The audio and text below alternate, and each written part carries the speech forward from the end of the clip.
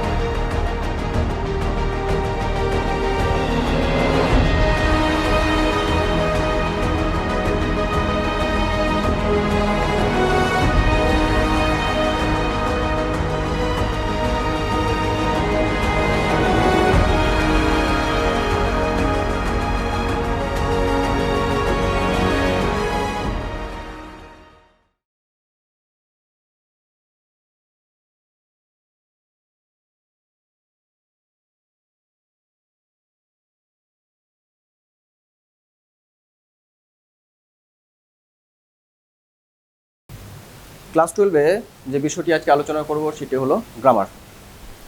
তো তোমরা জানো যে ক্লাস 11 এবং 12-এর গ্রামারের মধ্যে সিলেবাসের খুব একটা তফাৎ নেই, ওই একই আছে। Joining, narration change, voice change, splitting of sentences ইত্যাদি ইত্যাদি। তবে যেটি একটি অ্যাডিশন গ্রামাটিক্যাল আইটেমে সেটি হলো কি কারেকশন অফ এরর্স, অর্থাৎ টেক্সট বেসড একটা লাইন তুলে দেবে এবং তার মধ্যে একটা ভুল থাকবে, সেই ভুলটি কারেকশন করতে হবে এবং তার জন্য অপশনসও থাকবে 3টে। তো যে গ্রামাটিক্যাল আইটেমসগুলো তোমরা 11-এ পড়েছো তা তো আছেই, এবং তার সঙ্গে সঙ্গে বলে দিই এই গ্রামাটিক্যাল আইটেমসগুলো তোমরা কিন্তু অনেক নিচু ক্লাস থেকে পড়ে এসেছো, ফলে সবারই কম বেশি আইডিয়া আছে। তো সেটা একটু ঝালিয়ে নেওয়া প্রথম ব্যাপার। আর দ্বিতীয় ব্যাপার যে 11-এর মতোই কিন্তু 12-এ গ্রামাটিক্যাল আইটেমসগুলো কী করা হবে, যে টেক্সট থেকে লাইন তুলে দিয়ে তবে করতে দেওয়া হবে।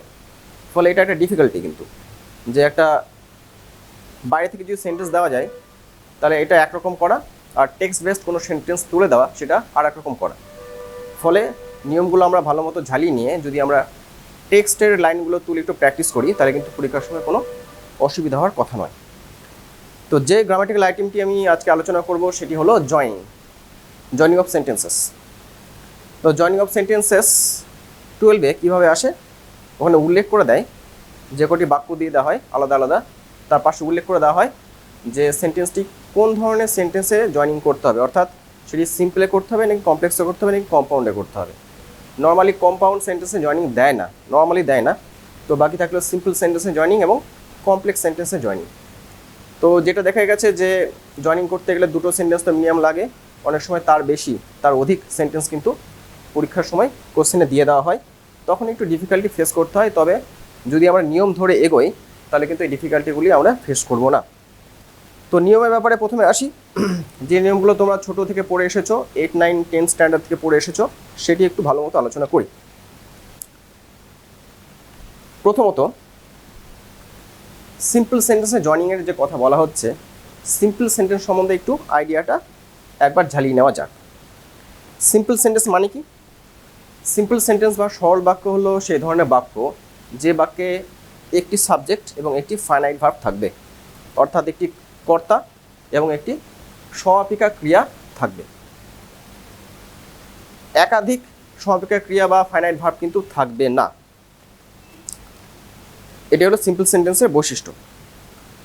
তো আমাদের কি করতে হয়, যে আমরা জানি একটি বাক্যে অন্তত একটি ফাইনাইট ভার্ব এবং একটি সাবজেক্ট থাকে। তো এরকম একাধিক বাক্য যদি জয়েন করতে দেওয়া হয় তাহলে আমাদের কি করতে হয়, আমাদের এমনভাবে জয়েন করতে হয় যাতে সেই ফাইনাইট ভার্বগুলোকে অন্য ধরনের ভার্বে পরিণত করতে পারা যায়, অর্থাৎ অসমাপিকা ক্রিয়াতে পরিণত করতে পারা যায়। আচ্ছা, তো এটা মাথায় রেখে কিন্তু আমাদের নিয়মগুলো আত্মস্থ করতে হবে, তাহলে ব্যাপারটা ভালো মতো বোঝা যাবে। তো যে নিয়মগুলো আত্মস্থ করতে হবে সেটি একটি পর একটি লিখে দিচ্ছি এবং বুঝিয়েও দিচ্ছি, তারপরে সেই অনুযায়ী আমরা এক্সারসাইজে চলে যাব। প্রথমে যে নিয়মটি লিখব সেটি হচ্ছে using adjectives.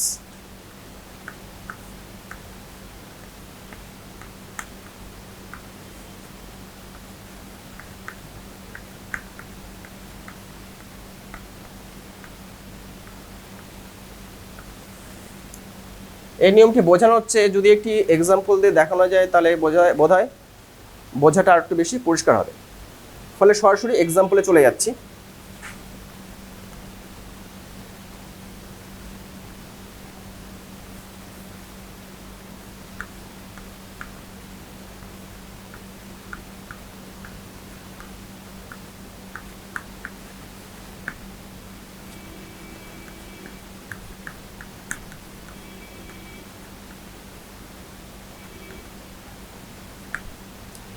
He has a watch, it is a new one. তার একটি ঘড়ি আছে, এটি নতুন একটি ঘড়ি। ওয়ান মানে ওয়াচকে বোঝানো হচ্ছে। তাহলে আমরা দেখতে পাচ্ছি যে ওয়ান মানে যদি ওয়াচকে যদি বোঝানো হয়ে থাকে, তাহলে নিউ শব্দটি কিন্তু একটি অ্যাডজেক্টিভ, এবং ওয়ান এবং ওয়াচ এই দুটি শব্দ যেহেতু একটি মাত্র ঘড়িকে বোঝাচ্ছে, একটা স্পেসিফাইড ঘড়িকে বোঝাচ্ছে, তাহলে এই নিউ অ্যাডজেক্টিভটাকে যদি আমরা ওয়াচের আগে যদি নিয়ে আসি, তাহলে কিন্তু বাক্যটি জয়েন হয়ে যাবে। এবং এটা কী দিয়ে জয়েন করা হলো? ইউজিং অ্যাডজেক্টিভস, অর্থাৎ অ্যাডজেক্টিভ ব্যবহার করে জয়েনিং এটা করা হলো। এবং আমরা দেখতে পাবো যে এখানে কিন্তু সেকেন্ড সেন্টেন্সের অন্য কিছু ইউজ হচ্ছে না। সেকেন্ড সেন্টেন্সে যে সাবজেক্ট আছে, সেকেন্ড সাবজেক্ট, সেটা ইউজ হচ্ছে না। সেকেন্ড সেন্টেন্সে যে আমরা একটা সেকেন্ড ভার্ব পাচ্ছি, সেটাও কিন্তু ইউজ হচ্ছে না। ফলে ওই নিয়মটা যেটা আমাদের মূল নিয়ম, যে একটি সিম্পল সেন্টেন্সে একটি সাবজেক্ট থাকে এবং একটি ফাইনাল ভার্ব থাকে, সেটা কিন্তু মেনটেন হচ্ছে এবং জয়েনিংটা কিন্তু সিম্পল সেন্টেন্সে পরিণত হচ্ছে। তাহলে আমরা অ্যান্সারটা এখানে লিখি।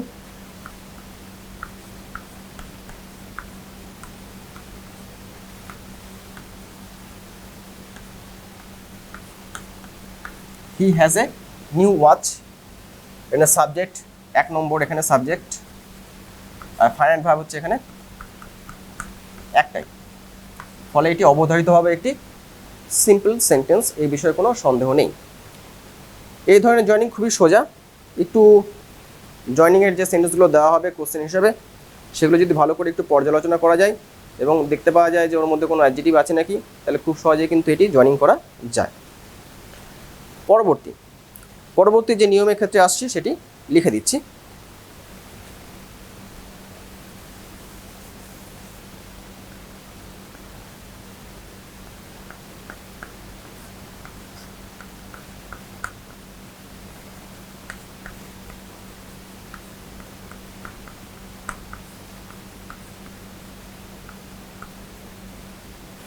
Using participle.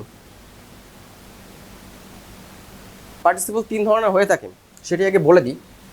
তারপর সেই 3টি ধরন অনুযায়ী কী করে আলাদা করে জয়েনিং করা যায় সেটি আলোচনা করব।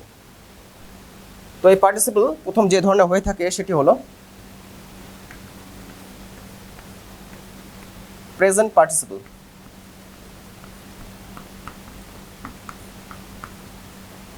যেটি দেখতে কীরকম? ভার্ব প্লাস আইএনজি, অর্থাৎ ভার্বের সঙ্গে, ফাইনাল ভার্বের সঙ্গে যদি আমরা আইএনজি যুক্ত করে দিই, তবে সেটিকে আমরা বলবো প্রেজেন্ট পার্টিসিপল। 2 নম্বর আসছে পাস্ট পার্টিসিপল।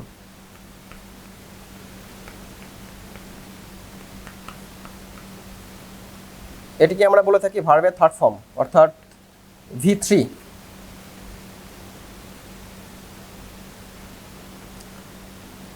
3 নম্বর আসছে perfect participle.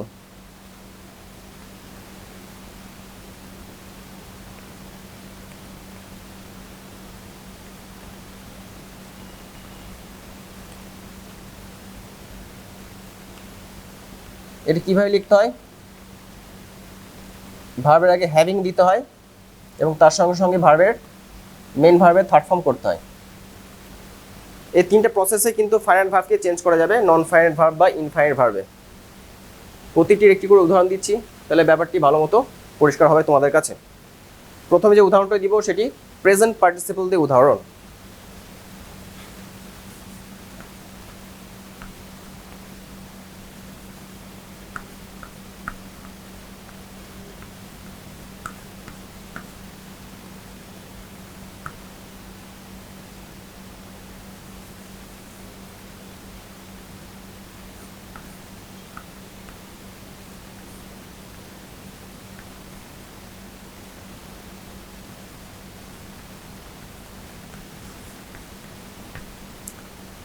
He went home, he lay on a sofa.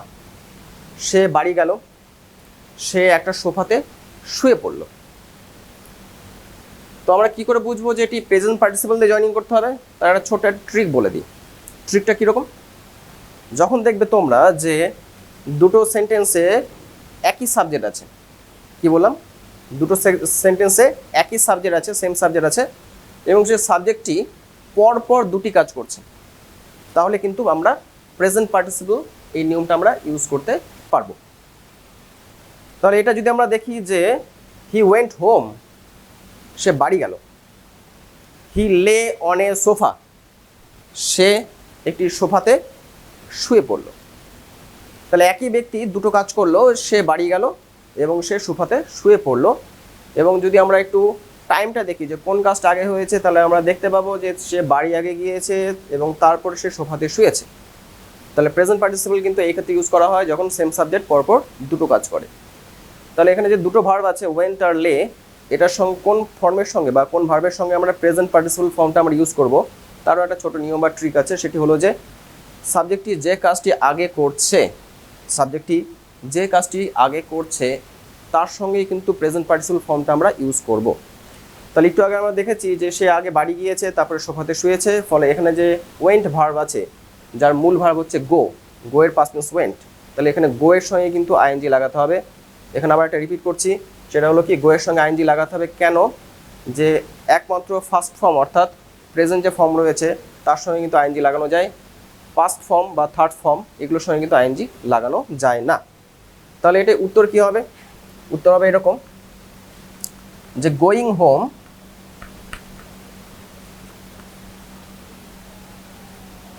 He lay on a sofa. তাহলে এখানে সিম্পল সেন্টেন্সের নিয়মটা কিন্তু অ্যাপ্লিকেবল হলো। এখানে ফাইনাইট ভার্ব মাত্র একটি, বাকি যে ভার্বটা ছিল ওয়েন্ট, সেটিকে নন ফাইনাইট বা ইনফাইনাইট ভাবে পরিণত করা হলো। এবং সাবজেক্ট কিন্তু একই সাবজেক্ট দুবার উল্লেখিত হয়েছিল দুটো আলাদা সেন্টেন্সে, এখানে একটি সাবজেক্ট উল্লেখিত করা হলো, একবার উল্লেখিত করা হলো। ফলে সিম্পল সেন্টেন্সের নিয়মটা কিন্তু এখানে মেনটেন হলো, যে এখানে একটি সাবজেক্ট রয়েছে এবং একটি ফাইনাইট ভার্ব রয়েছে। তাহলে এখানে কি করা হলো, যে কাজটি আগে করা হয়েছে সাবজেক্টের দ্বারা, সেই ভার্বের সঙ্গে আমরা আইএনজি লাগালাম, এবং ভার্বের প্রেজেন্ট ফর্ম বা ফার্স্ট ফর্মের সঙ্গে কিন্তু আইএনজি লাগাতে হবে, অন্য কোনো ফর্মের সঙ্গে আইএনজি লাগালে কিন্তু হবে না। পরবর্তী নিয়মে যায় পাস্ট পার্টিসিপল, যেটা ভার্বের থার্ড ফর্ম, অর্থাৎ এটা তো ছিল past form went, third form কী হবে, গন, গো ওয়েন্ট গন। তাহলে একইভাবে আমি একটু বাক্য বানিয়ে দিচ্ছি, যেখানে গো ভার্বটি থাকবে থার্ড ফর্মে, অর্থাৎ গন এই ফর্মে থাকবে।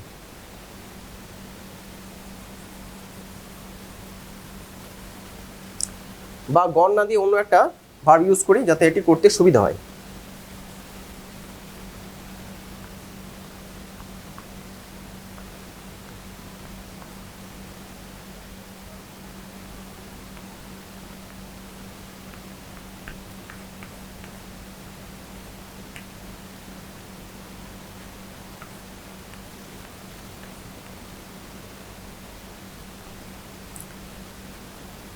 তো এখানে অন্যভাবে ইউজ করলাম যাতে করতে সুবিধা হয়। তো কি ইউজ করা হলো, দুটো এখানে সেন্টেন্স ইউজ করা হলো, সেটি হলো he has toys they are broken. তার খেলনা রয়েছে, সেগুলি ভাঙা। তাহলে দুটি বাক্য পর্যালোচনা করলে আমরা দেখতে পাবো যে এখানে একটি ভার্ব কিন্তু থার্ড ফর্মে ইউজ করা হয়েছে, সেটি হলো ব্রোকেন। তো এই ব্রোকেনটাকে আমরা ইউজ করে কিন্তু সিম্পল সেন্টেন্সে জয়েনিং করতে পারবো। সেটি কিভাবে করব, এই ব্রোকেন এটিকে আমরা টয়েজের আগে নিয়ে আসবো। কেন নিয়ে আসবো? কারণ ব্রোকেন কাকে কোয়ালিফাই করছে, কার সম্বন্ধে বলছে যে কী জিনিসগুলো ব্রোকেন বা কোন জিনিসগুলো ভাঙা, সেটি হলো খেলনাগুলো ভাঙা। ফলে এটিকে এর আগে নিয়ে আসতে হবে, টয়েজের আগে নিয়ে আসতে হবে। অনেকে হয়তো বলবে যে এটি কিন্তু প্রথম নিয়মের সঙ্গে ম্যাচিং হয়ে গেল, একটা সিমিলারিটি রয়েছে। অবশ্যই সিমিলারিটি রয়েছে, কারণ পাস্ট পার্টিসিপল বা থার্ড ফর্মগুলো কিন্তু অনেক সময়, সবসময় না, অনেক সময় অ্যাডজেক্টিভ হিসেবে কাজ করে। ফলে এই জয়েনিংটা কিন্তু প্রথম নিয়মে জয়েনিংয়ের মতো হলো, যেখানে আমরা অ্যাডজেক্টিভ ইউজ করেছি জয়েনিংটা।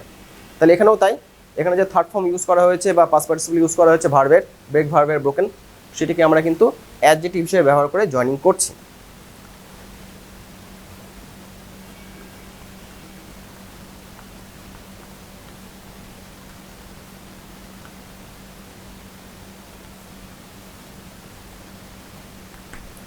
এখানে একটি কথা বলার মতো রয়েছে, যেহেতু থার্ড ফর্মের পরে বা পাস্ট পার্টিসিপলের পরে অন্য কোনো ওয়ার্ড নেই বা ফ্রেজ নেই, সেই জন্য কিন্তু এই ওয়ার্ডটিকে অর্থাৎ পাস্ট পার্টিসিপল ফর্মটিকে সামনে নিয়ে যাওয়া সম্ভবপর হলো।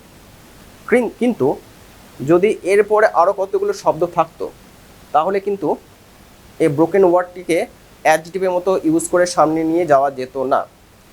তাহলে এই উদাহরণটা আমি শুধু মুখে বলে দিচ্ছি, তোমরা ভালো করে একটু শোনো যে এর সঙ্গে কি অ্যাড যদি করা যায় তাহলে কিন্তু এটাকে সামনে নিয়ে যাওয়া যাবে না।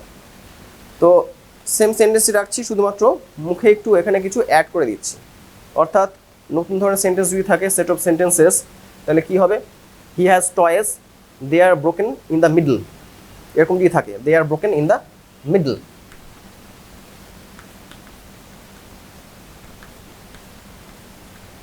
যে তার খেলনা রয়েছে, সে খেলনাগুলোর মাঝখান থেকে ভাঙা, অর্থাৎ সবকটা খেলনারই মাঝখান থেকে ভাঙা। তাহলে এই ব্রোকেন শব্দটা কিন্তু এখানে শেষ হচ্ছে না, তারপরে আরও কতগুলো ওয়ার্ড রয়েছে বা ফ্রেজ রয়েছে, সেই কারণের জন্য কিন্তু ব্রোকেনটিকে এই ওয়ার্ডটিকে কিন্তু টয়েসের আগে নিয়ে যাওয়া যাবে না। তাহলে সেক্ষেত্রে উত্তরটি কি হবে সেটিও এখানে আমি লিখে দিচ্ছি।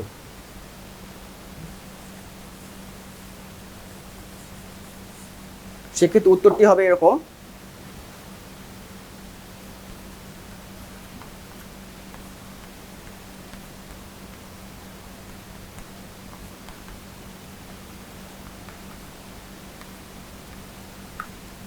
she has toys broken in the middle। অর্থাৎ এখানে থার্ড ফর্মটিকে কিন্তু আগে নিয়ে যাওয়া সম্ভবপর হলো না, এটি পিছনেই রাখতে হলো। আচ্ছা, এবং এটি প্রেডিকেটিভ অ্যাডজেক্টিভ হিসেবে কাজ করলো, অর্থাৎ প্রেডিকেট অংশে এই অ্যাডজেক্টিভটিকে রাখতে হলো, এটি নাউনের আগে এটিকে ট্রান্সফার করা সম্ভবপর হলো না। পরবর্তী নিয়মে আসছি, সেটি পারফেক্ট পার্টিসিপল। এখানে একটি কথা একটু বলে দিই, রিমার্ক করার মতো একটা ব্যাপার রয়েছে, সেটি হলো যে এই যে আমরা জিনিসগুলো যে অ্যাড করছি তার ফলে কিন্তু বাংলাও কিন্তু অর্থে একটু পরিবর্তন ঘটছে। কীরকম অর্থে পরিবর্তন ঘটছে সেটা একটু আইডিয়া দিয়ে দিই। যেমন এখানে হি ওয়েন্ট হোম, এটা বাংলা করলে দাঁড়ায় কি, যে সে বাড়ি গিয়েছিল। কিন্তু ওয়েন্ট এই ভার্বটিকে যদি আমরা গোয়িং হিসেবে লিখি তাহলে কিন্তু বাংলা অর্থে পরিবর্তন হয়। সেটি কি পরিবর্তন হয় সেটা বলে দিচ্ছি। সেটি হচ্ছে যে ক্রিয়াপদ থাক না কেন তার সঙ্গে একটা ইয়া প্রত্যয় যুক্ত হয়, ইয়া, এটা একটু মনে রাখবে। অর্থাৎ গো মানে যাওয়া হয় আর গোয়িং মানে গিয়ে, অর্থাৎ একটা ইয়া প্রত্যয় এখানে যুক্ত হচ্ছে। ইয়াটা সাধু ভাষায় বললাম, যেটা পরিবর্তিত হয়ে চলিত ভাষায় একটু চেঞ্জ হয়ে যায়। যাইয়া না বলে আমরা চলিত ভাষায় এখন কী বলে থাকি, যে গিয়ে। অর্থাৎ going home he lay on a sofa, এটা মানে হচ্ছে ঘরে গিয়ে বা বাড়ি গিয়ে সে সোফাতে শুয়ে পড়লো। তাহলে কি হয়, যে কোনো ভার্বের সঙ্গে আইএনজি যদি যুক্ত হয়ে যায়, সেটা প্রেজেন্ট পার্টিসিপলে যদি পরিবর্তিত হয়ে যায়, তাহলে বাংলাতেও কিন্তু অর্থের বা রূপের একটা পরিবর্তন হয়। সেখানে ক্রিয়াপদের সঙ্গে আমরা ইয়া প্রত্যয় যুক্ত করব সেটিকে প্রকাশ করার জন্য। এবার প্রশ্ন আসতে পারে যে যদি ভার্বের থার্ড ফর্ম ইউজ করি তাহলে কি পরিবর্তন আসবে বাংলা ক্ষেত্রে। এটি সবসময় বলা সম্ভবপর নয়, কারণ এটার নির্দিষ্ট কোনো প্রত্যয় যুক্ত হয় না। এটা বিভিন্ন রকম শব্দ বা প্রত্যয় যুক্ত হয় এটা প্রকাশ করার জন্য, ফলে এটার নির্দিষ্ট কোনো নিয়ম নেই। এবার তৃতীয় অংশে আসি, পারফেক্ট পার্টিসিপল। তো ব্যাপারটা কীরকম, ব্যাপারটি একটু এক্সাম্পল দিয়ে দিই তাহলে বোঝা যাবে।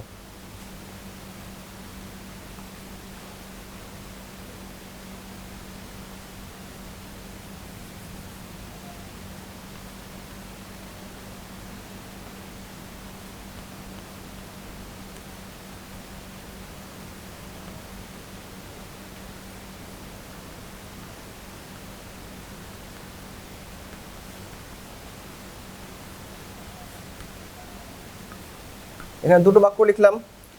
হি left home he was without food, সে বাড়ি ত্যাগ করেছিল, তার কাছে কোনো খাবার ছিল না। এখানেও দেখতে পাচ্ছি যে সেম সাবজেক্ট রয়েছে এবং সে সাবজেক্টটি পরপর দুটি কাজ করছে। এইটিকে কিন্তু এই প্রথম নিয়মের মতো অর্থাৎ প্রেজেন্ট পার্টিসিপল নিয়মের মতো কিন্তু জয়েনিং করা যাবে এবং তার সঙ্গে সঙ্গে কিন্তু পারফেক্ট পার্টিসিপল নিয়মের মতো জয়েনিং করা যাবে। তাহলে ব্যাপারটা দাঁড়ালো কি, ব্যাপারটা দাঁড়ালো এটাই যে এখানে বাংলায় যদি আমরা জয়েনিং করি তাহলে বাংলায় এখানে যেমন ক্রিয়াপদের সঙ্গে ইয়া যুক্ত হয়েছে, এক্ষেত্রে কিন্তু ক্রিয়াপদের সঙ্গে ইয়া যুক্ত হবে। তো উত্তর এখানে হবে having left home he was without food.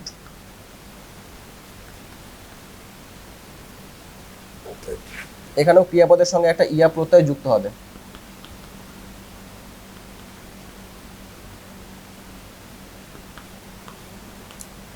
এখানে একটা জিনিস বলে দিই, পারফেক্ট পার্টিসিপলে যদি আমরা বাংলায় অর্থ মানে বাংলায় যদি রূপটা যদি আমরা প্রকাশ করি, তাহলে অ্যাকচুয়ালি দুটো প্রত্যয় যুক্ত হয়, একটা ইয়া একটা ইলে। তার মধ্যে যেখানে সাবজেক্ট সেম থাকবে সেখানে ইয়া প্রত্যয় যুক্ত হয়, যেখানে সাবজেক্ট ডিফারেন্ট থাকবে সেটিতে বাংলায় ইলে প্রত্যয় যুক্ত হয়, যেটির উল্লেখ আমরা পরবর্তীকালে একটা নিয়মের মধ্যে করব, একটু পরে তোমরা ওটা জানতে পারবে। তাহলে এটা তিনটে পার্টিসিপল গেল, তিনটে পার্টিসিপল আলাদা আলাদা নিয়ম। তার মধ্যে আমরা দেখতে পাচ্ছি প্রেজেন্ট পার্টিসিপল আর পারফেক্ট পার্টিসিপল প্রায় একই, দুটোই ইয়া প্রত্যয় যুক্ত হয় এবং দুটোতে দেখতে পাচ্ছি সেম সাবজেক্ট থাকে এবং তার সঙ্গে সঙ্গে দুটোতে কী হয়, একটার সঙ্গে প্রেজেন্ট পার্টিসিপলের সঙ্গে ভার্বের সঙ্গে আইএনজি যুক্ত হয়, আর অন্য ক্ষেত্রে পাস্ট পার্টিসিপলের নিয়মে পারফেক্ট পার্টিসিপলের নিয়মের ক্ষেত্রে কি দেখতে পাচ্ছি যে ভার্বের সঙ্গে আমরা হ্যাভিং দিয়ে ভার্বের থার্ড ফর্ম লিখছি। এটুকু শুধু ডিফারেন্স আছে, মিনিং বা অর্থগত কোনো ডিফারেন্স কিন্তু নেই। এই দুটি নিয়মের পরে আমরা পরবর্তী নিয়মের দিকে চলে যাই এবং সেটি আমরা লিখছি।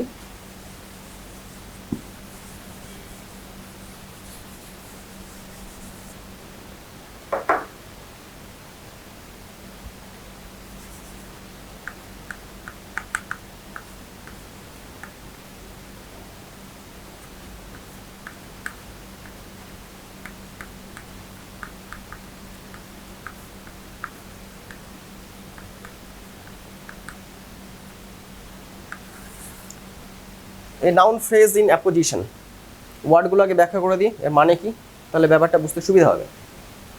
আগে ফ্রেজ মানে বলি।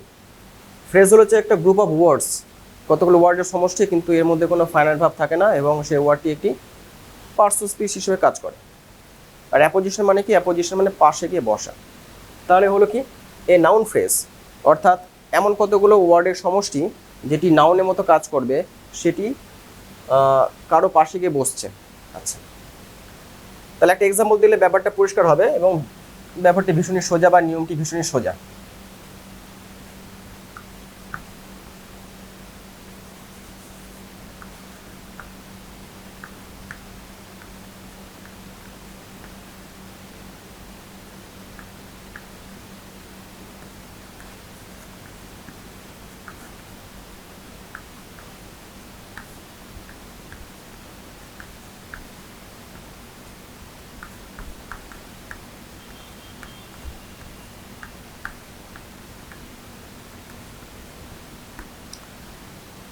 দুটো বাক্য দিলাম এখানে। Akbar was a great emperor, he was a secular. Akbar ছিলেন একজন মহান সম্রাট, তিনি ছিলেন ধর্মনিরপেক্ষ। যে কোনো আমরা ইতিহাস বইয়ে পড়ে থাকি সেটা এখানে উদাহরণ একটু দেওয়া হলো। তো এখানে আকবর সম্বন্ধে দুটো বর্ণনা করা হয়েছে। এক নম্বর বর্ণনা কি, যে সে একজন গ্রেট এম্পারার। দুই নম্বর বর্ণনা কি, যে সে একজন সেকুলার বা ধর্মনিরপেক্ষ ব্যক্তি। তো এখানে আমরা দেখতে পাচ্ছি দু ক্ষেত্রে কিন্তু বি ভাব রয়েছে, ওয়াজ ওয়াজ। এখানে একটা ছোট ব্যাপার বলে দিই, নাউন ফ্রেজ ইন অ্যাপোজিশন তখনই ব্যবহার করা যাবে যখন একটা বি ভাব থাকবে, অন্য কোনো ভাব থাকলে কিন্তু সেটি ব্যবহার করা যাবে না। তাহলে এখানে দেখছি দুটো ক্ষেত্রেই বি ভাব রয়েছে, দুটো সেন্টেন্সের ক্ষেত্রেই, ফলে যে কোনো একটি বাক্যে আমরা নাউন ফ্রেজটা অ্যাপোজিশন করে ব্যবহার করতে পারি। তাহলে সেক্ষেত্রে আমরা প্রথম বাক্যটিকে চয়েস করছি এই নিয়মটি প্রয়োগ করার জন্য। এই নিয়মটি প্রয়োগ করতে গেলে এরকমভাবে উত্তর লিখতে হবে।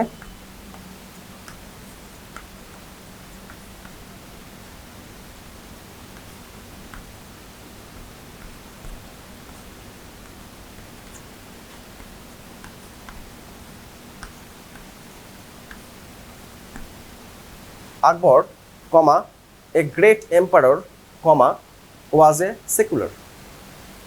তাহলে আমরা দেখলাম এটি একটি নাউন ফ্রেজ। কেন নাউন ফ্রেজ? প্রথমত এটি ফ্রেজ, এই জন্য ফ্রেজ কতগুলো ওয়ার্ডস রয়েছে এবং সেই ওয়ার্ডসটা একটা আইডিয়া কিন্তু প্রকাশ করছে, তাহলে সেটি একটি ফ্রেজ। এবং তার সঙ্গে সঙ্গে এখানে কোনো ফাইনাইট ভার্ব নেই, সেই জন্য এটি ফ্রেজ। তাহলে এটি নাউন ফ্রেজ কেন? নাউন ফ্রেজ এটাই, এইটার মধ্যে দিয়ে যে আইডিয়া প্রকাশ করা হচ্ছে সেটি কিন্তু একটি noun. A great empire, great empire কিন্তু কোনো একটা পার্সনকে বোঝায় এবং আমরা জানি যে কোনো পার্সন কিন্তু একটা নাউন হয়। তাহলে এটি একটি নাউন ফ্রেজ এবং এটি কার পরে বসেছে? একটা নাউনের পরে বসেছে।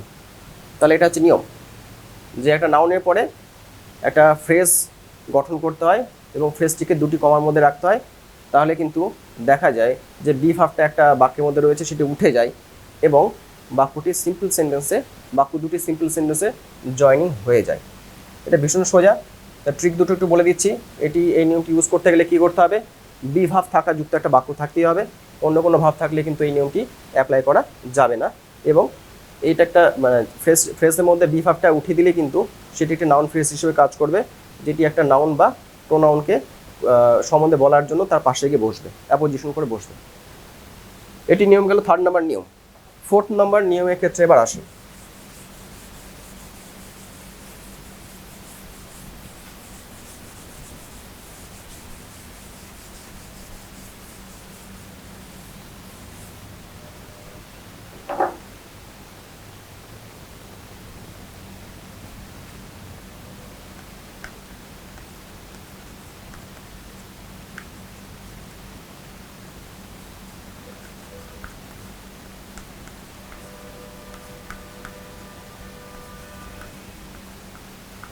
অ্যান অ্যাবসলিউট ফ্রেজ ইউজ করে কিন্তু আমরা সিম্পল সেন্টেন্সে জয়েনিং করতে পারি।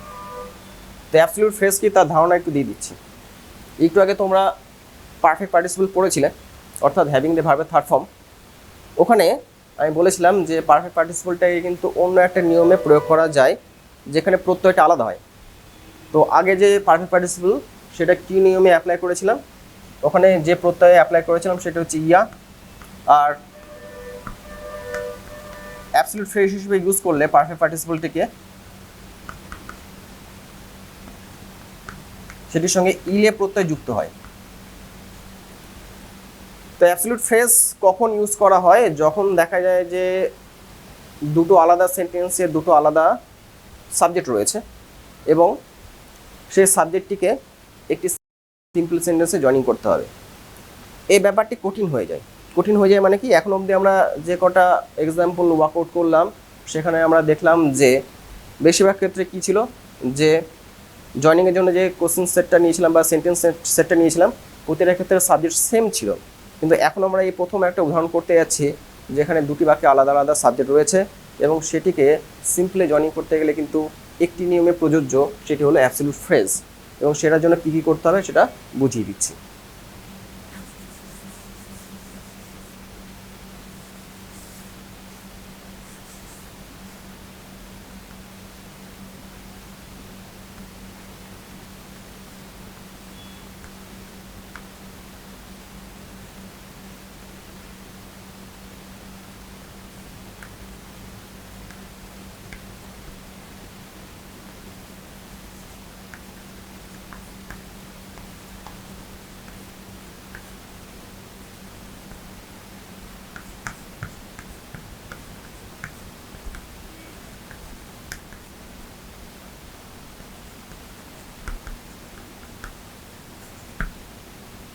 হি returned home, it started raining.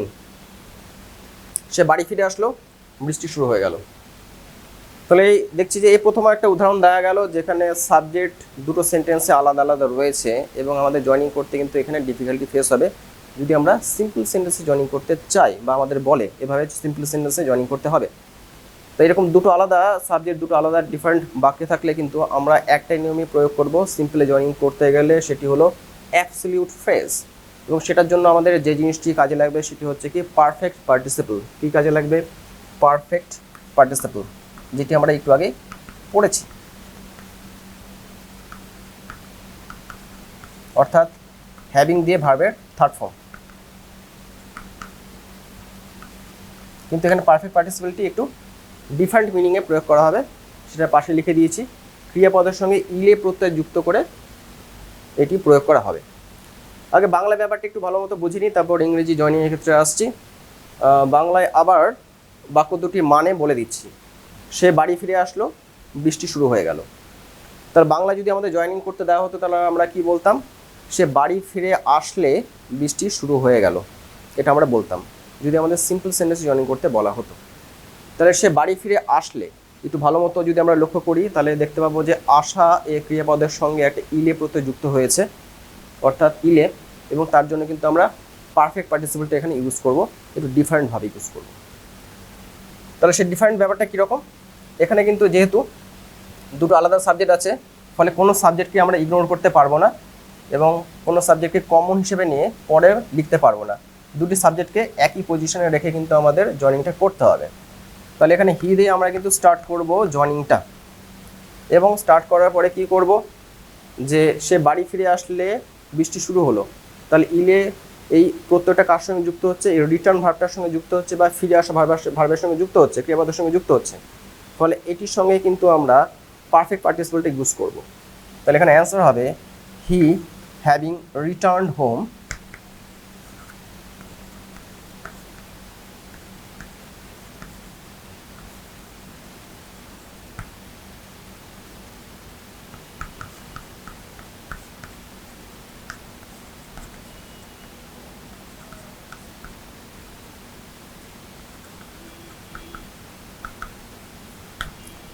He having return home is started raining, সে বাড়ি ফিরে আসলে, এখানে ইলে প্রত্যয় যুক্ত হচ্ছে, ইট স্টার্টেড রেনিং, বৃষ্টি শুরু হয়ে গেল।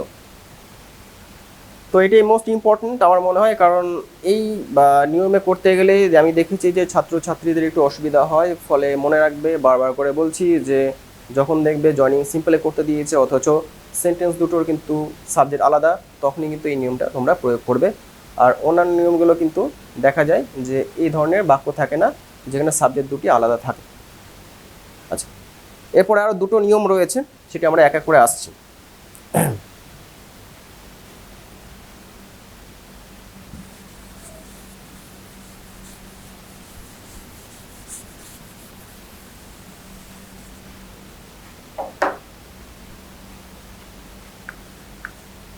তারপরের নিয়মটি হচ্ছে অ্যাডভার্বিয়ালস ইউজ করে কিন্তু আমরা সিম্পল সেন্টেন্সে জয়েনিং করতে পারি। তো অ্যাডভার্বিয়ালস মানে কি? অ্যাডভার্বিয়ালস মানে হচ্ছে অ্যাডভার্ব এবং অ্যাডভার্বিয়াল ফ্রেজ, এর দুটোকে আমরা বলে থাকি একসঙ্গে অ্যাডভার্বিয়ালস। অ্যাডভার্ব তোমরা জানো যে ভার্বকে মডিফাই করার জন্য যে ওয়ার্ড ইউজ করা হয় তাকে বলা হয় অ্যাডভার্ব। আর অ্যাডভার্বিয়াল ফ্রেজ মানে কি, যে এটা একটা গ্রুপ অফ ওয়ার্ডস যার মধ্যে কোনো ফাইনাল ভার্ব থাকে না, কিন্তু সেটি অ্যাডজেক্টিভ অ্যাডভার্বের মতো কাজ করে থাকে। আচ্ছা, যেমন বলা যেতে পারে কি, যে কুইকলি, এটি একটি অ্যাডভার্ব, কিন্তু এটাকে যদি আমরা অ্যাডভার্ব ফ্রেজ বা অ্যাডভার্বিয়াল ফ্রেজে যদি আমরা ট্রান্সফর্ম করি তাহলে হবে কি, ইন এ কুইক ম্যানার। দুটো মিনিং ইজ সেম, তো একটাতে একটা ওয়ার্ড রয়েছে কুইকলি, আরটাতে এ গ্রুপ অফ ওয়ার্ডস রয়েছে কিন্তু মিনিং সেম, এবং দুটো ক্ষেত্রে কিন্তু একটি পার্সোনাল স্পিচে কিন্তু মিন করা হচ্ছে, সেটি হচ্ছে অ্যাডভার্ব। তাহলে এখানে আমরা অ্যাডভার্বিয়ালস ইউজ যখন আমরা করব, আমাদের মাথায় রাখতে হবে যে আমরা অ্যাডভার্বও ইউজ করতে পারি, তার সঙ্গে সঙ্গে আমরা অ্যাডভার্বিয়াল ফ্রেজও ইউজ করতে পারি। এখানে একটা উদাহরণ আমি দিচ্ছি।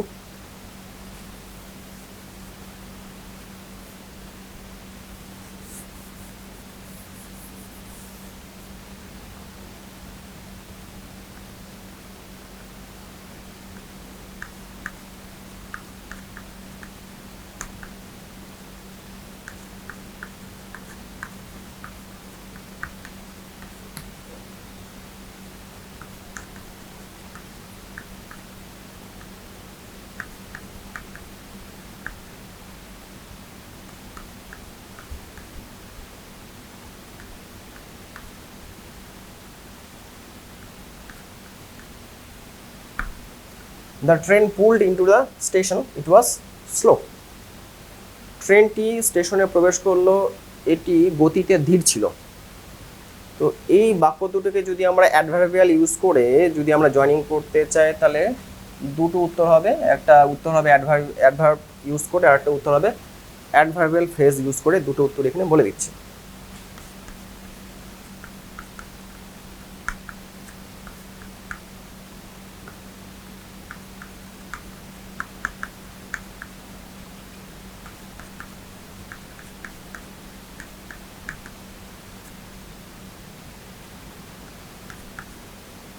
The train pulled into the station slowly. এখানে অ্যাডভার্ব ইউজ করে জয়েনিং করা হলো। তো এটা আমরা একটু চেঞ্জ করতে পারি। কীভাবে চেঞ্জ করতে পারি, যে এটা আমরা লিখতে পারি ইন এ স্লো ম্যানার।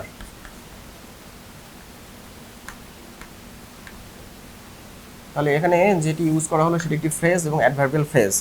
দুভাবে আমরা লিখতে পারি, দুভাবে কিন্তু উত্তর সঠিক হবে। অর্থাৎ অ্যাডভার্ব ইউজ করে জয়েনিং করতে পারি এবং অ্যাডভার্বিয়াল ফ্রেজ ইউজ করে জয়েনিং করতে পারি। দুটো ক্ষেত্রে উত্তর সঠিক হবে এবং দুটি ক্ষেত্রেই যে নিয়মটি প্রয়োগ করা হবে সেটা হলো কি ইউজিং অ্যাডভার্বিয়ালস।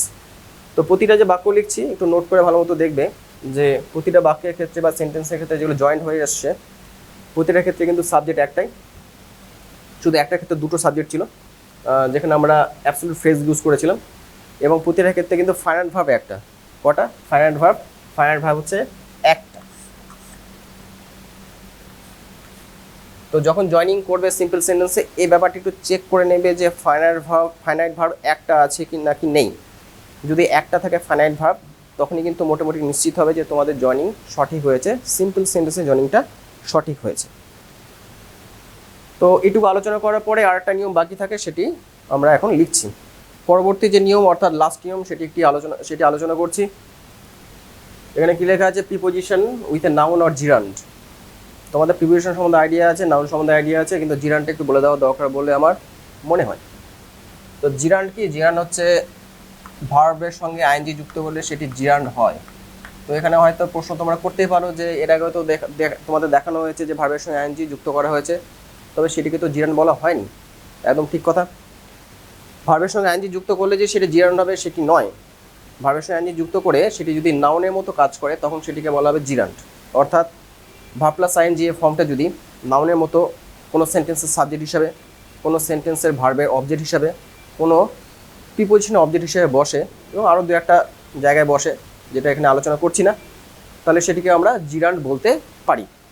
তাহলে একটা শুধু উদাহরণ দিই ঝট করে, সেটি হলো কি যে প্লে এ ভার্বটি বা সুইম এ ভার্বটি, সুইমের সঙ্গে যদি আমরা আইএনজি যুক্ত করি তাহলে কিন্তু সেটিকে আমরা জিরান্ড বলবো, তা কিন্তু নয়। সেটিকে আমরা কিন্তু জিরান্ড বলবো না। তাহলে কখন বলবো? তখন যদি সেটি একটি নাউন হিসেবে ইউজ করা হয় তবে সেটিকে আমরা জিরান্ড বলবো। তাহলে সুইমিং এই শব্দটিকে আমরা জিরান্ড হিসেবে কীভাবে ইউজ করবো তার একটা উদাহরণ দিচ্ছি। Swimming is a good exercise. Swimming একটি ভালো ব্যায়াম। তাহলে এখানে দেখা যাচ্ছে কি যে সুইমের সঙ্গে আইএনজি যুক্ত করে যে ওয়ার্ডটি আমরা গঠন করেছিলাম সেটি নাউন হিসেবে কাজ করছে, কারণ এটি বাক্যের সাবজেক্ট হিসেবে আমরা বসিয়েছি। আমরা জানি যে একটি ভার্বের সাবজেক্ট হিসেবে যে ওয়ার্ডটা বসে সেটি নাউন বা প্রোনাউন হয়।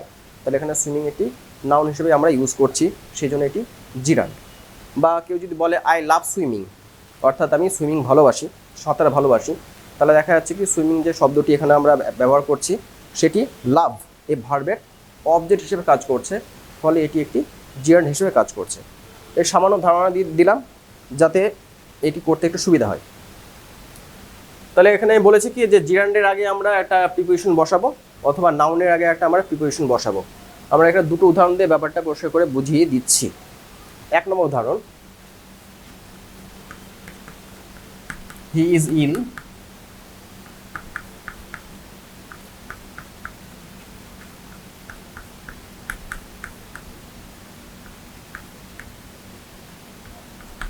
হি স্টিল ওয়ার্কস। সে অসুস্থ, সে তবুও কাজ করে। এই দুটোর মধ্যে একটা কন্ট্রাস্ট আছে যে সে অসুস্থ, তার কাজ করা উচিত নয়, কিন্তু তবুও সে কাজ করে। তাহলে আমরা জয়েনিং করবো কি করে?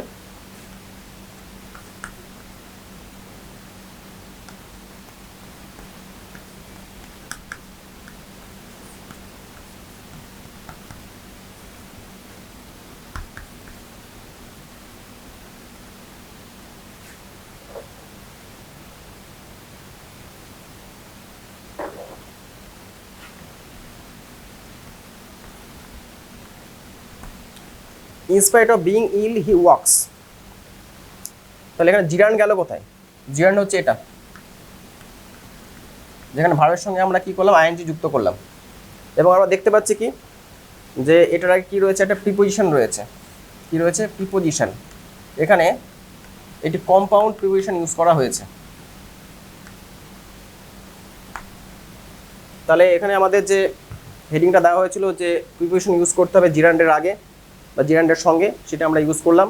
এবং এটি জয়েনিংটা কিন্তু সিম্পল সেন্টেন্স হলো, কারণ এর মধ্যে একটাই শুধু ফাইনাইট ভার্ব রয়েছে। এই বাক্যটাকে আমরা নাউন হিসেবেও নাউন সহজেই কিন্তু আমরা জয়েনিং করতে পারি। আচ্ছা, তাহলে কিভাবে?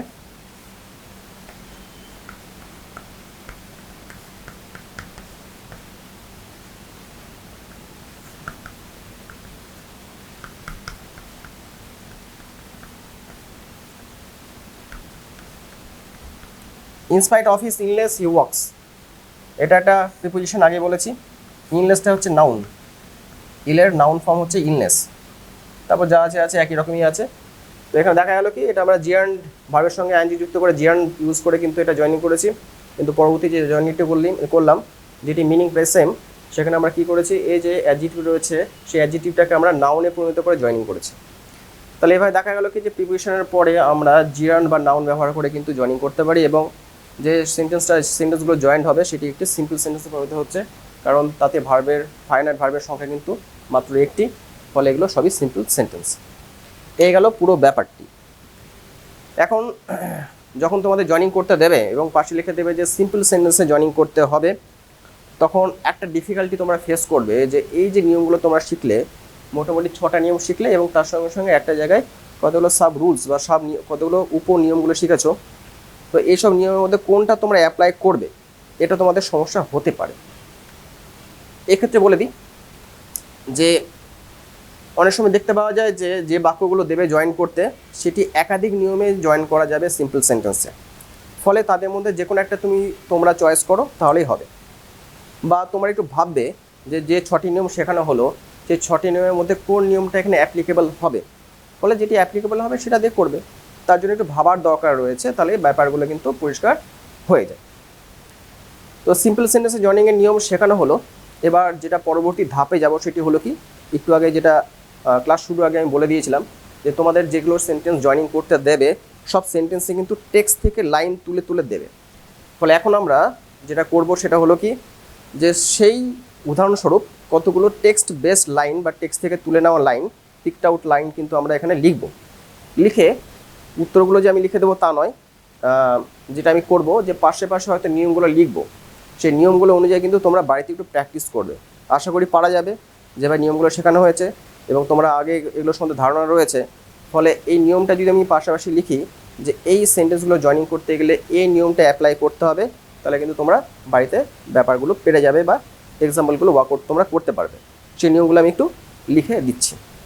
এখন তোমাদের এখানে কতগুলো এক্সারসাইজ লিখে দিয়েছি, তোমরা দেখতে পাচ্ছ মোটামুটি 7টি সেন্টেন্স লেখা আছে এবং প্রত্যেকটি জয়েনিং করতে হবে সিম্পল সেন্টেন্সে, এবং সবকটি সেন্টেন্স কিন্তু নেওয়া হয়েছে তোমাদের টেক্সট বুক থেকে, বিভিন্ন যে প্রো সেকশন রয়েছে সেখান থেকে কিন্তু নেওয়া হয়েছে। তো এখানে আমরা যে 6টি নিয়ম শিখলাম, সেই 6টি নিয়মের মধ্যে যে কোনো একটি নিয়ম অ্যাপ্লাই করে কিন্তু এগুলোকে জয়েনিং করতে হবে, কিন্তু তোমরা জানো না যে 6টি নিয়মের মধ্যে কোন নিয়মটা এখানে অ্যাপ্লাই করা হবে। ফলে এই বিষয়ে একটু ভাবনা চিন্তার ব্যাপার রয়েছে, তোমাদের আমি করার সময় একটু হিন্ট আমি দিয়ে দেব।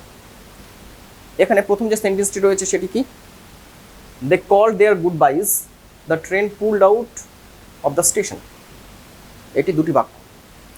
তাহলে এখানে দেখা যাচ্ছে কি যে দুটো আলাদা সেন্টেন্সে কিন্তু দুটি আলাদা সাবজেক্ট রয়েছে।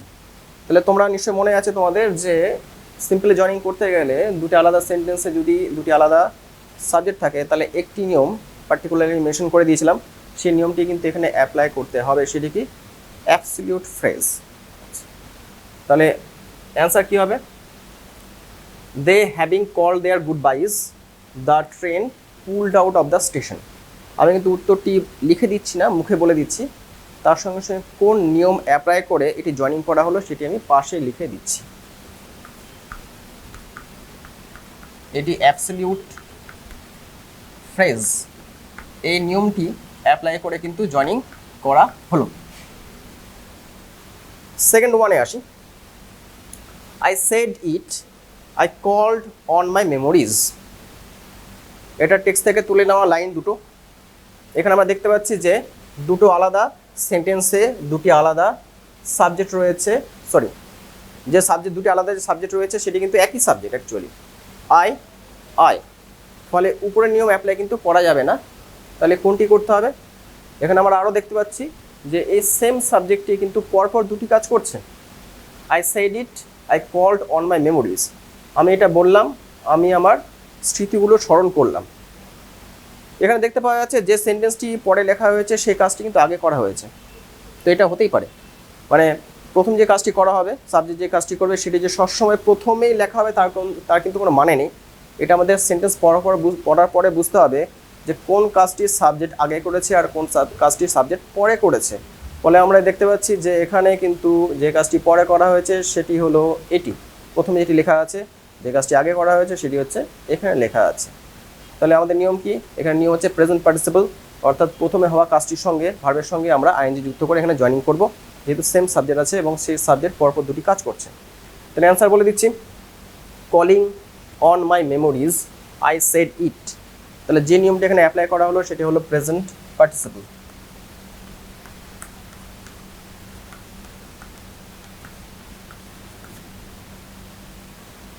তৃতীয় এক্সারসাইজে আসি। My father was an austere man. He used to avoid all inessential comfort and luxuries. তাহলে এখানে আমরা দেখতে পাচ্ছি যে দুটি সেন্টেন্সে কিন্তু একই সাবজেক্ট রয়েছে, মাই ফাদার আর হি কিন্তু একই ব্যক্তি। এবং আরও দেখতে পাচ্ছি যে মাই ফাদার এই সাবজেক্টের পরে একটা বি ভার্ব আছে, অর্থাৎ এই সাবজেক্টের সম্বন্ধে এখানে একটা বর্ণনা আছে।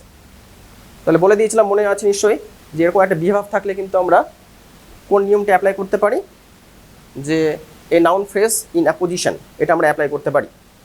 তো এই নিয়মটা অ্যাপ্লাই করে কিন্তু আমরা জয়েনিংটা করছি। তার অ্যান্সার এরকম হতে পারে, my father comma an austere man comma use to avoid all inessential comfort and luxuries. এটা হলো অ্যান্সার। তাহলে যে নিয়ম এখানে অ্যাপ্লাই করা হলো সেটি আমি এখানে লিখে দিচ্ছি।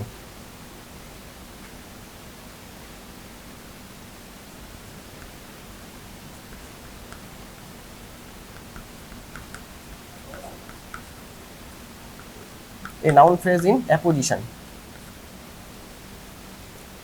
পরবর্তী কোশ্চেনের ক্ষেত্রে যাই। Mine was a very secure childhood. I was mentally and emotionally secured. অর্থাৎ আমার চাইল্ডহুডটা ভীষণ সিকিউর ছিল, নিরাপদ বা সুরক্ষিত ছিল। আমি মানসিক দিক থেকে এবং আবেগগত দিক থেকে সিকিউর ছিলাম বা নিরাপদ ছিলাম বা সুরক্ষিত ছিলাম। তো এখানে আমি দেখতে পাচ্ছি যে মেন্টালি অ্যান্ড ইমোশনালি সিকিউরড, এখানেও সিকিউরড কথা লেখা আছে। তাহলে আমি কি করতে পারি, যে এই ওয়ার্ডগুলোকে কিন্তু আমরা এখানে সামনে টেনে নিয়ে আসতে পারি, তাহলে কিন্তু বাক্যটি জয়েনিং হয়ে যাবে।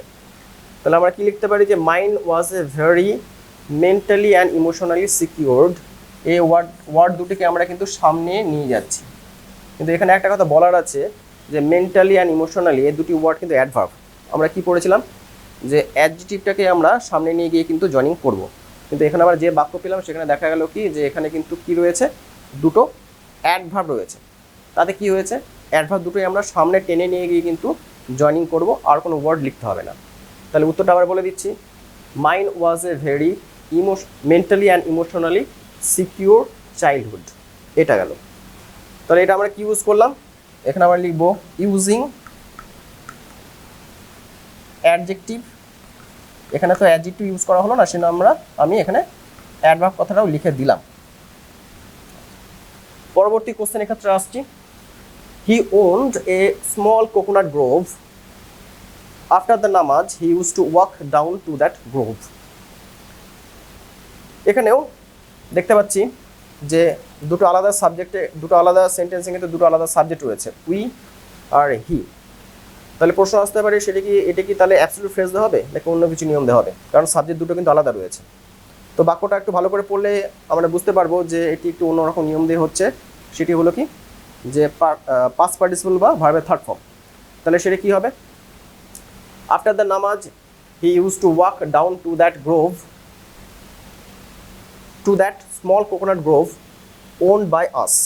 আবার রিপিট করছি, after the namaz he use to walk down to that small coconut grove owned by us.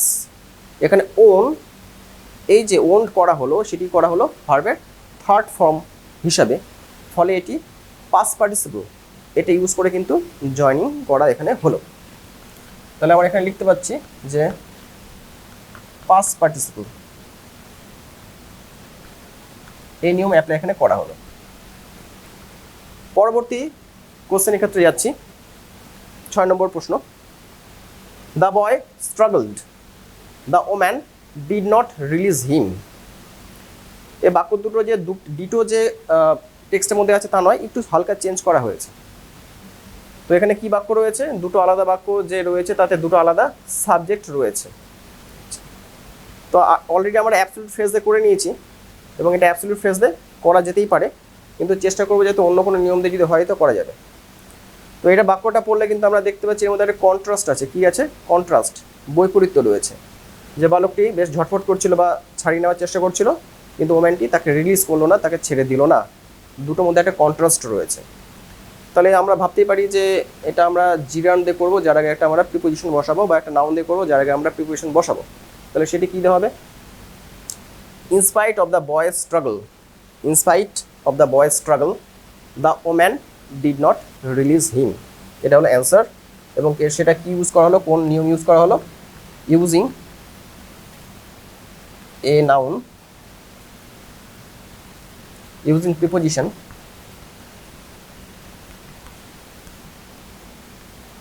With a noun. এই নিয়মটা এখানে অ্যাপ্লাই এখানে করা হলো। লাস্টে যে প্রশ্ন 7 নম্বর প্রশ্ন সেটাতে আসছি। This water then carried home, it was for invalids. আমার মনে হয় যে 6টা যে নিয়ম আমরা করেছি তার মধ্যে কোনো নিয়ম কিন্তু এখানে অ্যাপ্লাই করা যাচ্ছে না, কারণ এখানে কোনো নিয়ম অ্যাপ্লাই করার প্রয়োজনই পড়বে না। কেন প্রয়োজন পড়বে না? উত্তরটি আগে বলে দিই, তাহলে তোমরা ব্যাপারটি বুঝতে পারবে। This water then carried home for invalids, এমনি হয়ে যাচ্ছে, কোনো অসুবিধাই নেই। This water was then carried home for invalids, কেন এটা এমনি হয়ে যাচ্ছে? ইট ওয়াজ, এই যে কথাটি রয়েছে তার মানে কি? দ্য ওয়াটার ওয়াজ। তা তোমরা দেখতে পাবে ব্যাপারটা কি, যে এখানে প্রথম যে ওয়ার্ডগুলো লেখা হয়েছে সেই সেম ওয়ার্ড কিন্তু এখানে লেখা হয়েছে। ফলে এই ওয়ার্ডটা যদি আমরা, এই ওয়ার্ডগুলো যদি, বাকি ওয়ার্ডগুলো যদি আমরা এখানে লাগিয়ে দিই, তাহলে বাক্যটা জয়েনিং হয়ে যায় এবং এর জন্য কিন্তু কোনো নিয়ম অ্যাপ্লাই কিন্তু করতে হয় না। তাহলে এখানে অ্যান্সার কী হবে? The water was then carried home.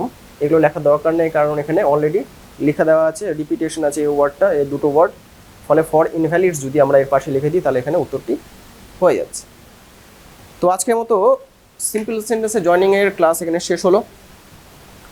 এরপর যেটি বাকি থাকে সেটি হলো কি, কমপ্লেক্স সেন্টেন্সে জয়েনিং এবং তার নিয়মাবলী এবং এক্সারসাইজ। এটা আজকে কভার করা সম্ভব না, ফলে এটা নেক্সট ক্লাসে কিন্তু কভার আমরা করব, সেই সম্বন্ধে আমরা জানবো। ঠিক আছে।